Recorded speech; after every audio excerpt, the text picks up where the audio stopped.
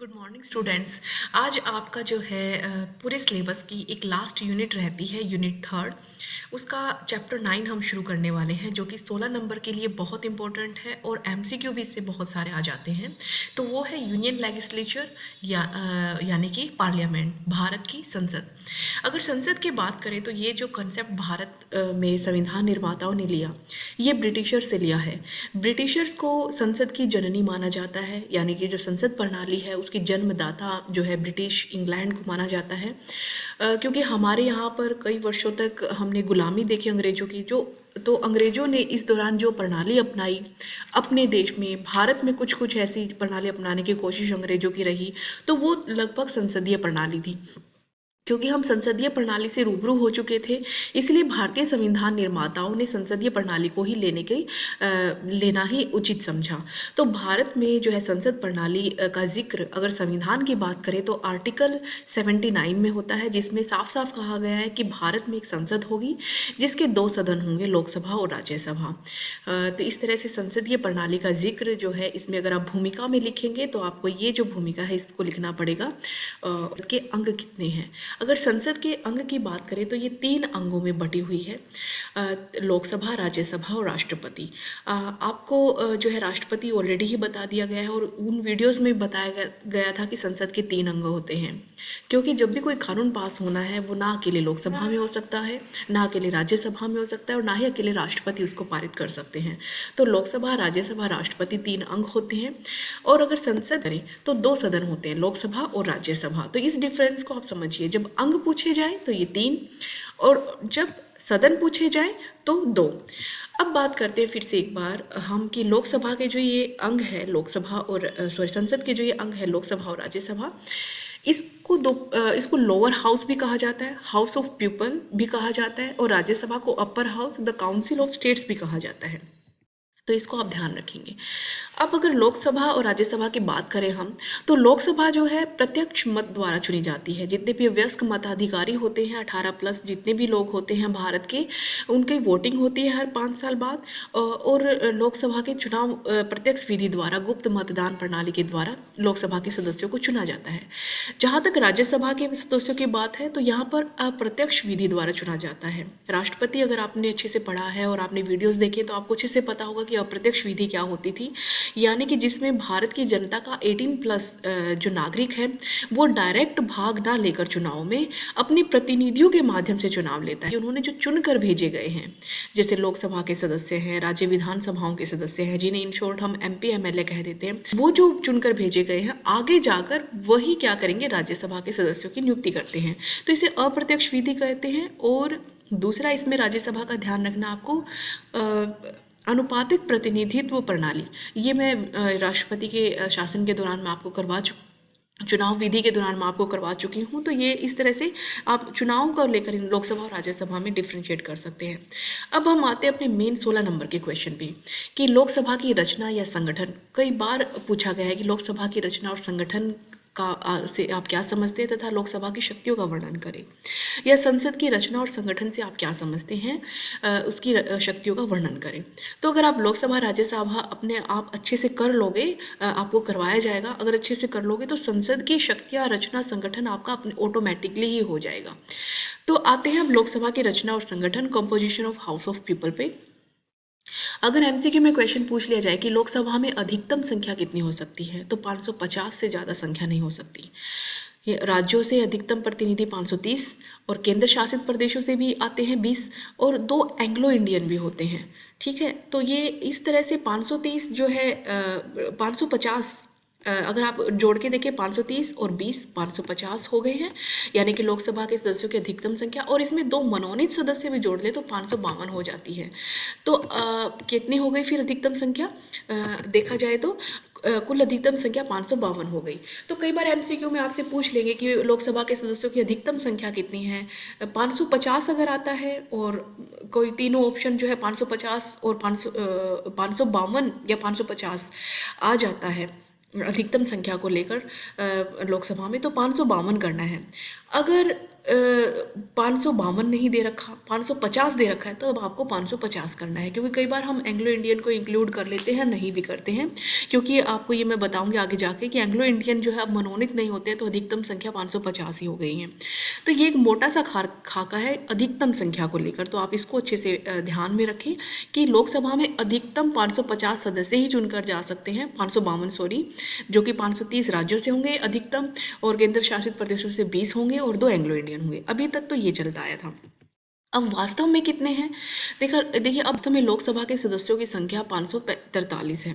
अगर राज्यों के प्रतिनिधि देखा जाए तो 523 आते हैं। केंद्र शासित प्रदेशों वर्तमान में, वो देखिए पिछला जो मैंने आपको बताया वो अधिकतम संख्या थी, यानी कि उससे ज़्यादा हम नहीं कर सकते, हाँ उससे कम जरूर कर सकते हैं। तो कम करके ही अगर वर्तमान में संख्या देखी जाए, एमसीक्यू में आ जाए वर्तमान में लोकसभा सदस्यों की संख्या कितनी है, तो 545 है, जिसमें राज्यों का प्रतिनिधित्व 523 लोग करते हैं, केंद्र शासित प्रदेशों का प्रतिनिधित्व 20 करते हैं, और जो एंग्लो इंडियन है वो 2 हैं।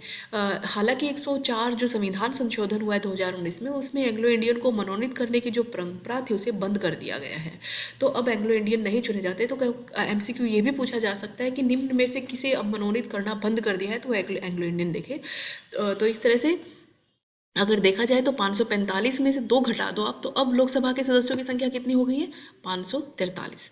तो एंग्लो इंडियन सदस्यों को घटा देने के बाद लोकसभा के सदस्यों की अधिकतम संख्या जो है, सॉरी यहाँ पे गलती से लिखा गया 500, यहाँ 543 रह गई है, ठीक है। तो इसको आप अवॉइड ही करें, तो घटा देना है इसको आपको। नेक्स्ट फिर अगले स्लाइड पे चलें कि चुनाव का ढंग, मेथड ऑफ इलेक्शन कैसा होता है लोकसभा के सदस्यों को चुने जाने का। तो लोकसभा के सदस्य जो है प्रत्यक्ष विधि द्वारा चुने जाते हैं, यानी कि डायरेक्ट वोटिंग होती है। जो वयस्क मताधिकारी होते हैं हमारे देश के 18 वर्ष से ऊपर के व्यक्ति। यहाँ पे एक और एमसीक्यू मैं आपको बता देना चाहती हूँ जो अगले सेमेस्टर में भी काम आएगा। 61वां संविधान संशोधन हुआ था, तो उस संविधान संशोधन में 90 के दशक में हुआ था 1989 में। तो उसमें जो है पहले हमारे जो वयस्क मताधिकारियों की उम्र होती थी 21 वर्ष थी, लेकिन 61वें संविधान संशोधन द्वारा इसे जो है 18 वर्ष कर दिया गया था। तो आपको संविधान संशोधन ध्यान रखना है 61वां, और ईयर याद रखना है आपको कि कौन से ईयर में हुई थी। तो इस तरह से और वैसे पूछा गया है पिछले एमसीक्यू में वयस्क मताधिकार की उम्र कितनी होती है, तो 18 होता है, वो 18 साल, आप इसको ध्यान रखें। और प्रत्यक्ष चुनाव क्या होता है, जहाँ पर 18+ अपना वोट डालता है। गुप्त मतदान होता है, यानी कि जो आप मतदान करेंगे वो किसी को दिखाई नहीं देगा। और एकल सदस्य निर्वाचन एरिया होता है, एक क्षेत्र जो निर्धारित कर दिया गया है उस क्षेत्र से केवल एक व्यक्ति ही चुनकर आ सकता है। जैसे आपके जींद का अगर लोकसभा की सीट का चुनाव होता है तो वहाँ से एक ही चुनकर जाएगा, ऐसा तो नहीं कि 2 चुनकर जाएंगे, नहीं, लोकसभा के सदस्यों की संख्या एक ही होगी जो चुन के जाएंगे। तो इसलिए एकल सदस्य निर्वाचन क्षेत्र भी इसमें आता है। फिर अगर हम बात करें योग्यताएं, तो लोकसभा का सदस्य बनने के लिए कुछ योग्यताएं हैं जो ध्यान में रखनी है आपको। योग्यताएं जैसे कि एक मेन जो योग्यता होती है कि वो भारत का नागरिक होना चाहिए, उसकी आयु 25 वर्ष से कम ना हो। तो 25 वर्ष की योग्यता को बहुत अच्छे से याद रखें। तो 25 वर्ष से कम नहीं होनी चाहिए, और वो किसी लाभ के पद पे ना हो। लाभ का पद यानी कि वो कोई पहले से ही सरकार से कोई तनख्वाह ना ले रहा हो, सरकारी नौकरी नहीं कर रहा हो। अगर सरकारी नौकरी वो कर रहा है तो चुने जाने के बाद उसको उससे हटना पड़ेगा। तो इस तरह से, और उसका नाम जो है मतदाता सूची में जरूर होना चाहिए, ये भी एक योग्यता है जो थी। इसके अलावा 5वीं योग्यता है कि उसके ऊपर कोई आपराधिक मामला दर्ज ना हो। तो इस तरह से ये चीज़ ध्यान रखनी पड़ेगी। ये योग्यताएं हैं। इसके अलावा एक और योग्यता है कि संसद निर्धारित करती है इनकी योग्यताओं को। तो संसद डिसाइड कर सकती है कि उनकी योग्यता क्या होनी है, तो उनमें रिफॉर्मेशन संसद ला सकती है जब भी लाना होगा। तो योग्यताएं फिलहाल यही याद रखेंगे, भारत का नागरिक होना चाहिए, 25 वर्ष से कम आयु होनी चाहिए, 25 वर्ष से 25 वर्ष उसकी आयु कम से कम होनी चाहिए, लाभ के पद पर ना हो, मतदाता सूची में नाम अंकित हो, और किसी आपराधिक गतिविधि में शामिल ना हो। तो ये योग्यताएं होगी। अगर कार्यकाल की बात करें तो कार्यकाल जो है 5 वर्ष होगा। आपको पता है लोकसभा के इलेक्शन जो है जब 5 वर्ष के लिए ही होते हैं। 2019 में इलेक्शन हुए तो अब कब होंगे, मोदी गवर्नमेंट के 2024 में होंगे। इसी तरह से 2014 में इलेक्शन हुए थे, कब हुए, 2019 में। तो 5 वर्ष का कार्यकाल है। इसके अलावा भी ये कार्यकाल छोटा हो सकता है कि अगर बहुमत की सरकार ना हो, गठबंधन से सरकार बनी हो, गठबंधन यानी कि अलग अलग पार्टियों से मिलकर, और कोई पार्टी जो है उस गठबंधन से अपना नाम वापस ले ले, समर्थन समर्थन वापस ले ले। ऐसे में सरकार जो है बहुमत सिद्ध नहीं कर पाती और गिर जाती है, तो इस तरह से कार्यकाल कम भी हो जाता है। ऐसा हुआ भी है। अगर 1996 में आप देखिए, अटल बिहारी की जो सरकार है 13 दिन के लिए बनी, फिर 13 महीने के लिए बनी। इस तरह का कार्यकाल होता है। कई बार प्रधानमंत्री राष्ट्रपति को सिफारिश करके भी कुछ कार्यकाल कम करवा सकते, जैसे अटल बिहारी वाजपेयी ने 2004 में 4.5 साल का ही कार्यकाल हुआ था लोकसभा का, 6 महीने पहले ही इलेक्शन करवाने के लिए राष्ट्रपति को गुजारिश कर दी थी। तो इस तरह से कार्यकाल ऊपर नीचे हो सकते हैं, लेकिन अगर क्वेश्चन एमसीक्यू में आ जाए तो आपको 5 वर्ष ही करना है। अधिवेशन, लोकसभा का जो अधिवेशन है, सेशन है, वैसे तो 3 सेशन होते हैं, शीतकालीन, ग्रीष्मकालीन और मानसून सेशन। इसके अलावा भी और सेशन हो सकते हैं, लेकिन कम से कम 2 सेशन जरूर होने चाहिए, क्योंकि ये लिखा गया है भारतीय संविधान में कि एक सेशन और दूसरे सेशन के बीच जो है 6 महीने का से ज़्यादा गैप नहीं होना चाहिए। 6 महीने के अंदर अंदर आपको सेशन बुलाना ही पड़ेगा। तो अधिवेशनों की अगर संख्या की बात करें भारतीय संविधान में, तो अधिवेशन जो है कम से कम 2 साल में जरूर होने चाहिए, और 6 से ज़्यादा जो है गैप अधिवेशन का नहीं होना चाहिए। फिर आते गणपूर्ति। गणपूर्ति यानी कि लोकसभा का जब भी सेशन बैठेगा, जब भी इनकी बैठक होगी, तो उसमें एक संख्या निश्चित की जाती है। उस संख्या से वो संख्या कितनी है? 1/10 कुल सदस्य संख्या का 1/10, यानी कि अगर 545 सदस्य हैं तो 1/10 कितने हो गए? लगभग जो है 55 सदस्य, यानी कि 55 सदस्य लोकसभा सदन में बैठे होने चाहिए। उससे कम अगर हुए तो अधिवेशन सेशंस नहीं होंगे, बैठकें नहीं होंगी। तो ये होती है गणपूर्ति। तो एमसीक्यू में कई बार पूछा जाता है कि गणपूर्ति कितने की होती है, तो 1/10 सदस्यों की, उस सदन के 1/10 सदस्यों की, इसको गणपूर्ति कहते हैं। तो ये होना जरूरी है किसी भी सेशन को शुरू करने के लिए। फिर है सदन के पदाधिकारी की बात करना। तो सदन का बहुत बार एमसीक्यू पूछा गया कि सदन का अधिकारी कौन होता है, तो लोकसभा स्पीकर यानी लोकसभा अध्यक्ष जो है वो सदन के अधिकारी होती हैं, जो वर्तमान में श्री ओम बिरला है। वेतन भत्ते, जो कि ये मैं आपको ऑलरेडी लोकसभा स्पीकर के बारे में बता भी चुकी हूँ पहले आपकी सेकंड यूनिट में, तो इसलिए ये आपका हो चुका है, तो ये बताने की ज़्यादा एक्सप्लेन करने की ज़रूरत नहीं है। अच्छा, अपने जो लोकसभा के मेंबर्स होते हैं जो जीत के गए हुए होते हैं, उन्हीं में से जो है जो बहुमत वाली पार्टी है अपने सदस्यों में से ही एक लोकसभा स्पीकर बना देती है। जब लोकसभा स्पीकर यानी लोकसभा अध्यक्ष जब अपनी गद्दी पर बैठता है तो वो पक्ष किसी का पक्ष नहीं लेता है, पक्ष रहित होकर एक पंच की तरह फैसले करता है, ऐसा संविधान में कहा गया है। और वो जो है किसी एक पार्टी का समर्थन भी नहीं करेगा, वो वोट भी नहीं डालता है। हाँ, वोट तब डाल सकता है अगर सदन में कोई ऐसी बात आ गई हो जहाँ पर बिल्कुल इक्वल मत हो, तो वो किसी एक पार्टी की तरफ वोट डाल के बहुमत को कर सकता है। अब वेतन भत्ते पेंशन की बात है तो ये आप अपनी बुक में देख लीजिए कितना वेतन मिलता है। वेतन तो इनका वैसे जो है अगर बात की जाए तो तकरीबन 50,000 के आसपास मासिक वेतन है। इसके अलावा उनको भत्ते बहुत अधिक मिलते हैं, 45,000, इसमें 45,000 जो मासिक कार्यकाल भत्ता।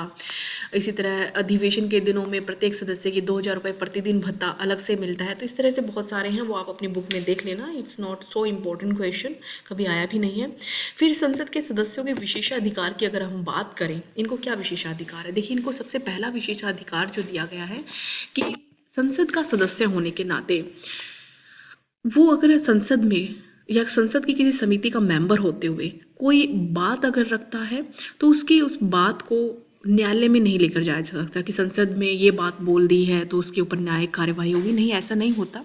इसके अलावा जो सदस्य होते हैं सदन के, उनको अगर उनके ऊपर कोई दीवानी मुकदमा चल रहा है पैसों से संबंधित, तो 6 दिन का समय दिया जाता है पेश होने के लिए। ऐसा नहीं है कि एकदम से पुलिस पहुंच गई और पेश होने के लिए बोल दिया।